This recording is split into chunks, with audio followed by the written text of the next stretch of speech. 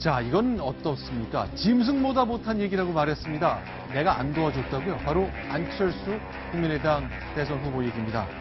자, 한 가지 얘기를 좀 들어보겠습니다. 도대체 지난번 대통령 선거 때 안철수가 문재인을 도왔느냐 안 도왔느냐 이 문제 가지고 안철수 대표가 굉장히 고강도 표현을 했습니다. 들어보겠습니다. 제가 후보 양보 이후에 40회가 넘는 전국 유세 그리고 3회에 걸친 공동 유세를 했습니다. 안 도왔다는 건 사실이 아닙니다. 다만 1%라도 이길 확률을 높이는 방법은 제가 양보하는 수밖에 없다는 생각이었습니다. 도와줬음에도 불구하고 고맙다는 말은커녕 졌다고 하는 건 그건 인간으로서 도리가 아닙니다. 동물도 고마움을 압니다. 그런 말 하는 건 짐승만도 못한 겁니다. 동물도 고마움을 압니다. 그런 말 하는 건 짐승만도 못한 겁니다. 양지열 변호사께 좀 여쭤보고 싶은데요. 그러니까 핵심은 2012년 12월 대선 때 안철수가 문재인을 도왔느냐 이거잖아요. 예, 그렇습니다. 끝도 없이 이어지는 논란이네요. 그러게요. 근데 이제 그 얘기가 나오는 이유가 그런 거죠. 문재인 전 대표 같은 경우에는 본인의 어떤 최근에 내었던 대담집에서 네. 지난 대선 때 이제 도와주기로 한 상황에서 이제 안 전 대표가 미국으로 가셨지 않습니까? 끝나고 나서. 네.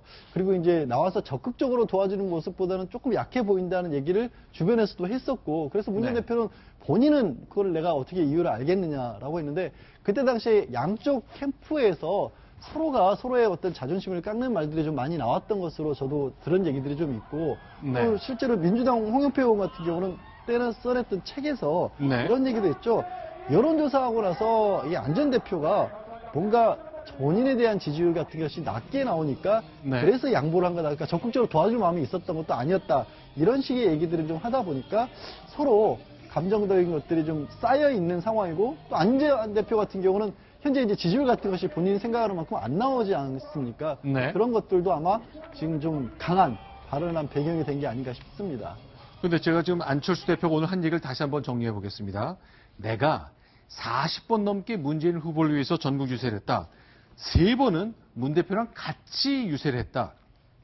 이게 안 도와준 거냐고 얘기하는데 구장차장 보시기는 어떠세요? 네. 안철수 의원은 좀 억울해하는 겁니까? 요새 공격을 많이 받나 보죠? 네. 아니요, 공격 별로 안 받습니다. 안 받는데 네. 먼저 얘기할 거네요. 네, 일부러 꺼낸 것 같고요. 네. 오늘 그 광주 염주체육관에서 광주 전남 언론포럼 초청 토론회에 있었는데요. 네. 어떻게 보면 국민의당이 총선에서 제3당으로 도약하는데 가장 그 많은 지지를 줬던 곳이 호남 아닙니까? 그렇죠. 그 호남에 가서 문재인은 배은망덕한 후보다. 네. 라는 것을 호남 유권자들에게 호소하기 위해서, 물론 이제 질문이 나왔겠죠. 네. 왜 그 2012년 대선 때 흔쾌히 문재인 전 대표를 돕지 않았습니까? 이런 질문이 나왔을 때 이것을 기회로 삼아서 문재인 후보는 내가 그렇게 열심히 도왔는데도 나보고 돕지 않았다고 하는 배은망덕한 후보다. 이런 뭐랄까요, 문 전 대표에 대한 어떤 그 호남 유권자들에게 어떤 배신의 프레임을 씌우기 위해서 네. 짐승만도 못한 표현이다. 이렇게 강한 표현을 써가면서 공격한 게 아닌가 하는 생각이 듭니다. 근데 이제 네. 그러니까 이 진실 공방은요, 안철수 전 대표 입장에서는 이 얘기가 많이 회자되면 회자될수록 안철수 전 대표에게는 크게 불리할 게 없는 후보입니다. 네. 왜냐하면 당시에 후보를 사퇴했고, 뭐 이제 그걸 양보냐 사퇴냐 이렇게 그건 논란의 여지가 있지만, 그리고 본인 주장처럼 40회 정도 혼자서 전국을 돌면서 지원 유세를 했고, 문 전 대표에게 노란 목도리를 씌워주면서까지 공동 유세를 한 것은 팩트거든요. 네. 그러니까 자신이 할 도리는 다 했는데 자기가 져놓고 그 책임을 나한테 돌린다. 저런 사람은 믿을 수 없는 후보 아니냐. 이렇게 문재인 전 대표를 공격하기에는 굉장히 좀 좋은 소재이기 때문에 앞으로도 안철수 전 대표가 뭐 도왔느니 돕지 않았느니 이런 얘기를 자주 꺼내지 않을까, 뭐 그런 예상을 해봅니다. 이제 문재인 전 대표가 쓴 책이 있잖아요. 대담집이죠. 대한민국이 묻는다 해서 보니까 이렇게 돼 있네요. 제가 좀 읽어보겠습니다. 제가 그러니까 도왔는지 말았는지 이 논쟁과 관련해서 문재인 대표 얘기인데, 제가 안철수 의원이 아니니까 그가 미국행한 그 이유를 내가 알 수는 없죠. 그건 그분의 목 아니겠습니까? 라는 정도만 얘기를 했거든요. 자, 이 논쟁 계속되고 있는 것 같아요. 그런데 이제 이 책이요. 네. 대선 지고 나서 쓴 책입니다. 네. 그러니까 그 양쪽의 얘기를 다 들어봐야 됩니다. 그러니까 당시에 안철수 전 대표가 미국행을 그 대선 투표일에 한 것은 분명한 사실인데, 당시에 미국행을 했을 때 안철수 전 대표 측에서 받은 느낌은 뭐였냐면, 문 전 대표 측에서 오히려 후련해 했다.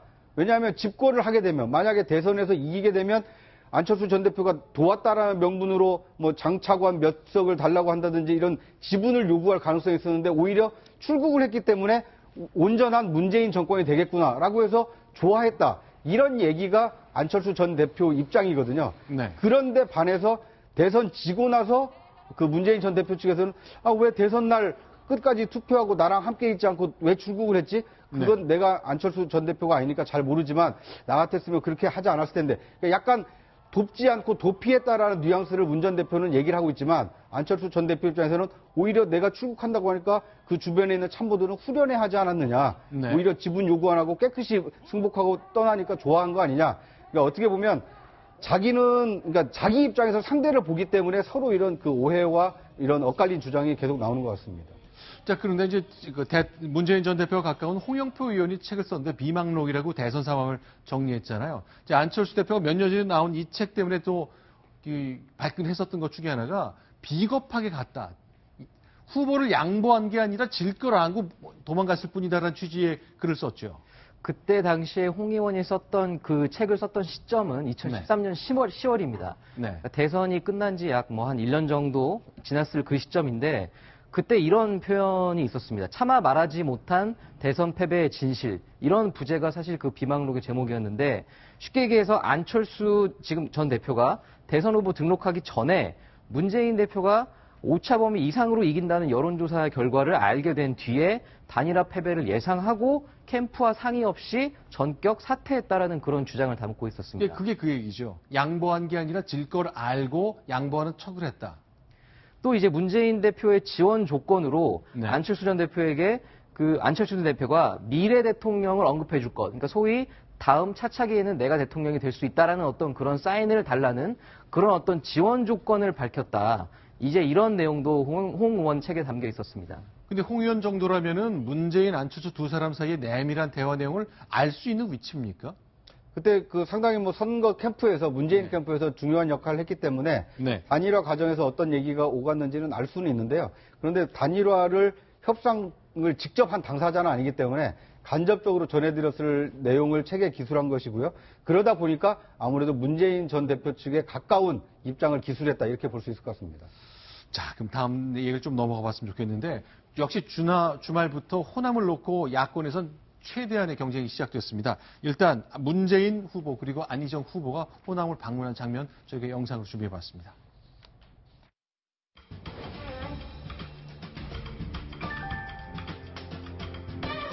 자꾸 목표에 눈번지 않는 노래가 이별의 눈물이냐 목표의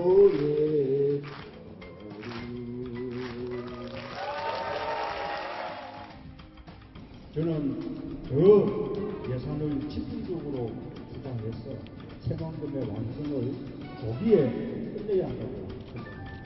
저는 혁신도시 시즌2 사업을 할 계획입니다.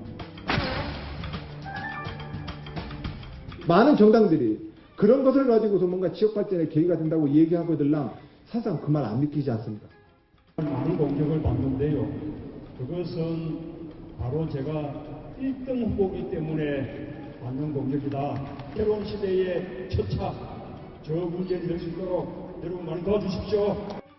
김대중 대통령님과 함께 그 품었던 그 희망을 다시 한번 잡아보지 않으시겠습니까?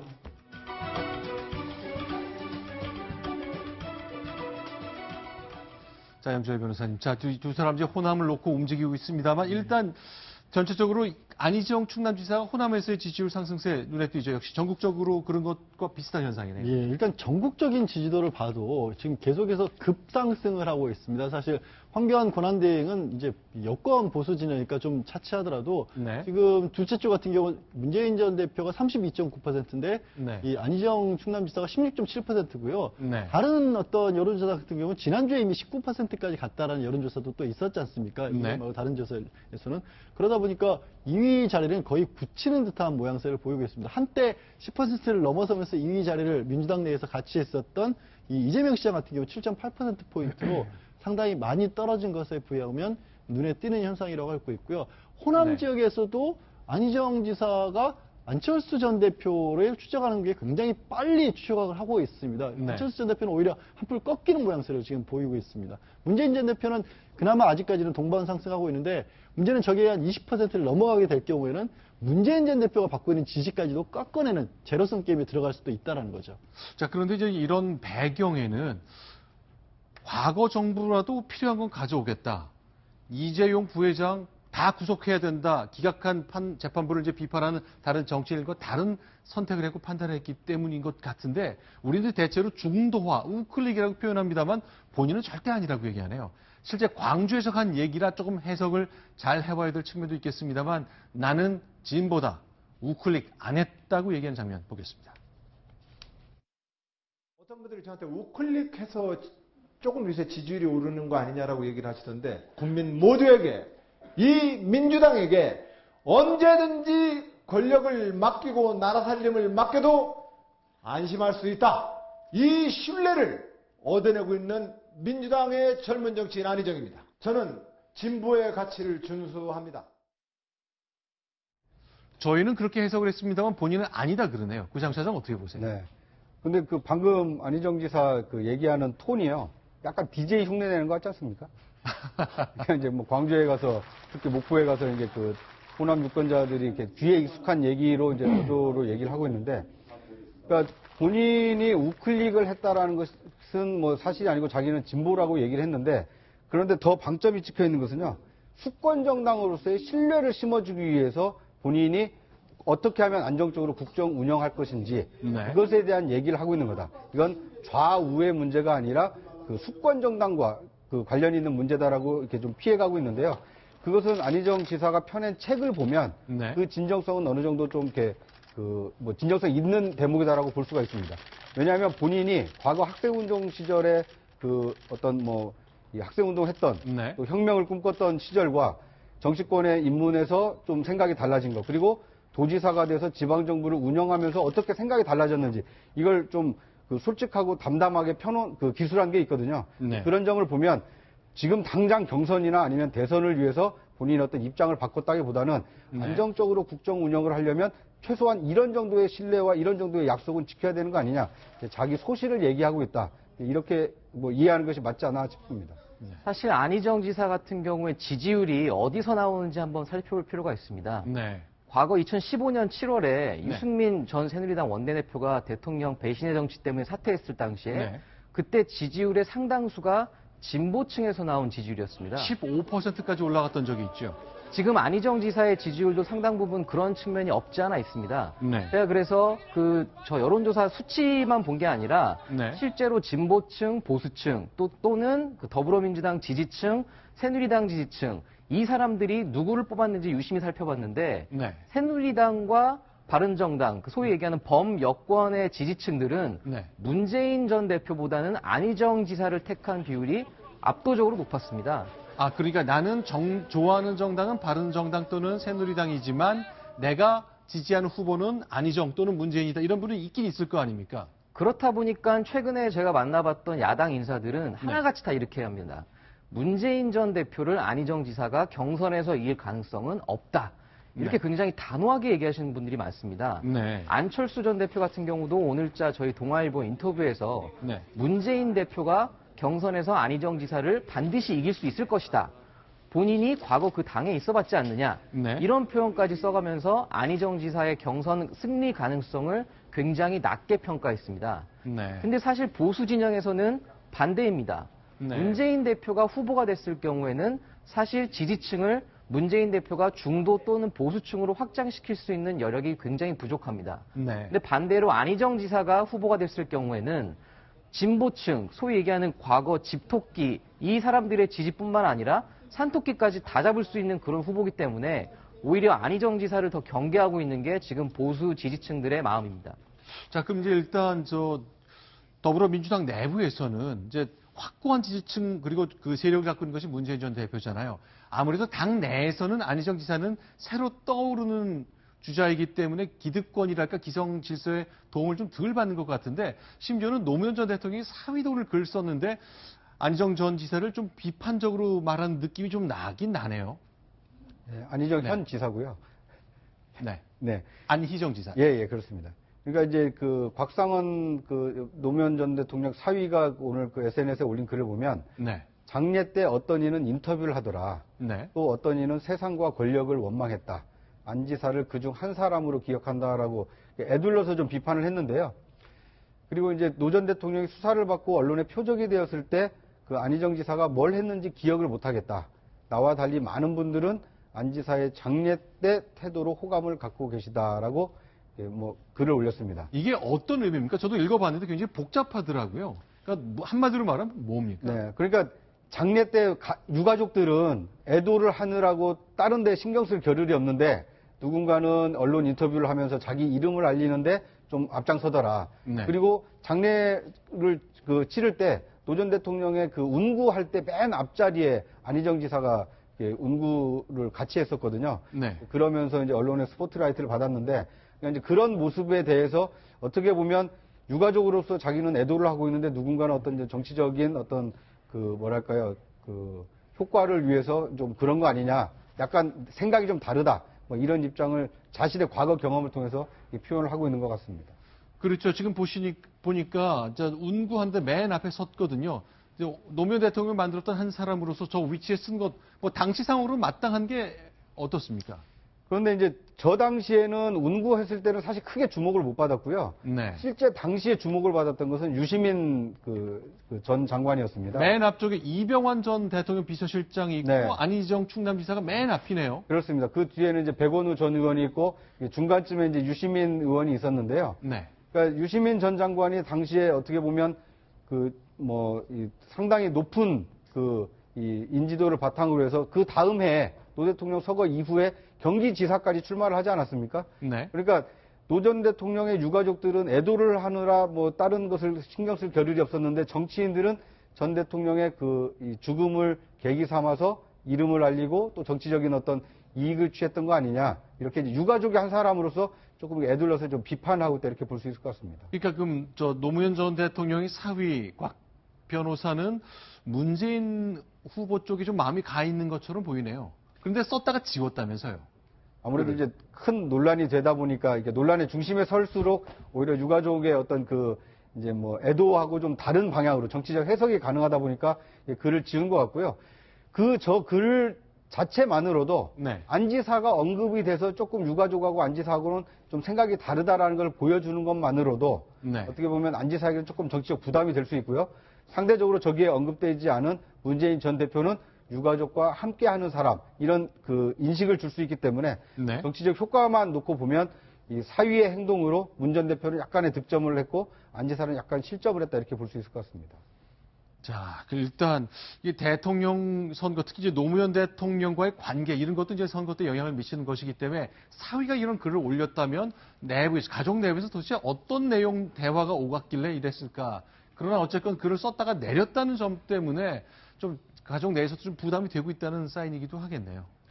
근데 사실 제가 뭐 아까 너무 안희정 지사 경선 승리 가능성을 일축해서 네. 뭐 이번에 약간 뭐 안희정 지사의 편을 좀 들어서 얘기를 해본다면 사실 그 사위께서 쓰신 글의 어떤 대목을 보면 장례 때 인터뷰를 했다 이런 대목을 이제 본인이 기억하고 계신 건데 네. 사실 기자들이 현장에 가서 취재를 할 때 보면 굉장히 돌발 상황들이 많이 일어납니다. 네. 그러다 보니까 안희정 지사 같은 경우도 사실 저 자리에 있었던 분들 중에는 가장 어떻게 보면 노무현 전 대통령의 적자라고 볼 수 있는 그런 분이기 때문에 네. 기자들은 당연히 그런 분들을 찾아서 그 당시의 어떤 심정이나 앞으로의 어떤 그런 방향 같은 것들 이런 거를 물어보다 보니까 뭐 실제로 인터뷰에 많이 노출됐을 가능성도 있을 뿐이지 네. 뭐 이거를 가지고 무슨 의도가 있다거나 네. 무슨 정치적으로 활용하려고 했다는 거 아니냐 뭐 이렇게까지 보는 건 다소 과도한 해석일 수도 있다는 지적도 있습니다.